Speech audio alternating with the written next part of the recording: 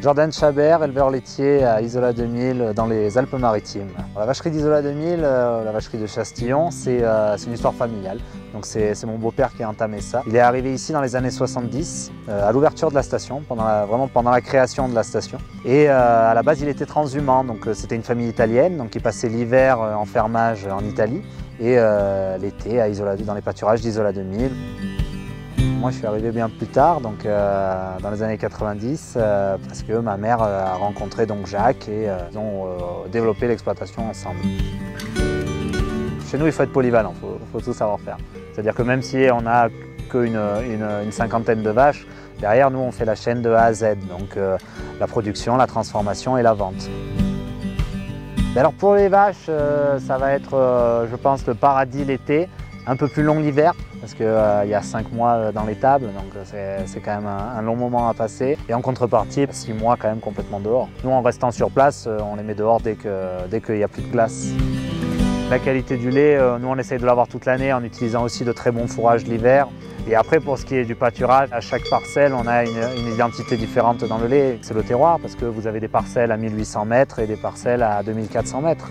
Donc, pas les mêmes types d'herbes, pas le même climat et un lait qui change à chaque fois. Donc là, les fleurs, on les a faites avec le lait d'hier soir. Et à côté, on a les tomes aux genièvres. Là, on les a faites avec le lait de ce matin.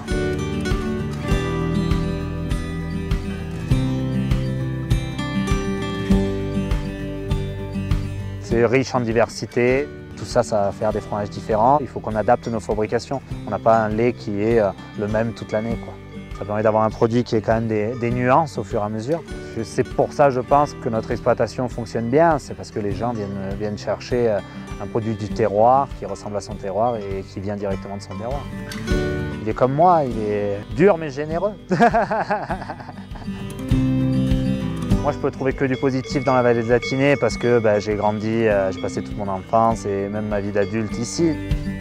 Grâce aussi à des activités à l'année, à des villages qui sont quand même dynamiques et qui sont en tout cas de plus en plus dynamiques même. Beaucoup de citadins s'installent par chez nous parce que la qualité de vie, tout ça, on n'est pas si loin de la côte, donc du bassin économique. Et puis nous, on a notre économie à nous qui peut être le ski, l'agriculture aussi, parce que je pense que c'est une économie à part entière. Et le tourisme d'été, ça peut être les VTT, les randonnées, l'escalade, voilà.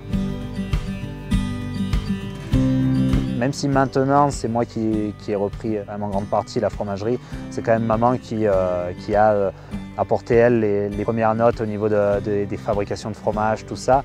En fait, vous aviez le style de Jacques et le style de maman, et les deux styles ont fait les types de fromages qu'on propose aujourd'hui, c'est-à-dire des fromages à influence franco-italienne.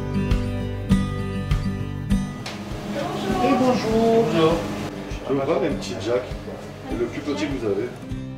C'est ma vie, hein, cet échange transfrontalier. À la maison, on parle autant italien que français, parce qu'on a vécu longtemps en Italie. C'est que du bonus. Ce qu'on n'a pas, ils l'ont, et ce qu'ils n'ont pas, on l'a. Puis bon, faut pas oublier qu'Isola 2000, ça a été italien très longtemps, jusqu'avant la guerre, quoi. C'est pas un métier qu'on fait avec autre chose que de la passion. Et puis, je pense un devoir de responsabilité, quoi. Mais c'est vrai qu'on ne se voit pas lâcher ce qui est fait depuis des générations. C'est quand même assurer la transmission de ce savoir-faire, de ce mode de vie, de ce respect de la nature. Le patrimoine, il est familial, mais pour moi, à mon sens, il est surtout local. C'est entretenir nos montagnes, nos vaches y participent énormément, tant au niveau écologique qu'au niveau, j'ai envie de dire, de la culture, et puis au niveau de la gastronomie aussi. Donc je pense qu'on est un pan important de la culture qu'il peut y avoir dans la Tinée, quoi.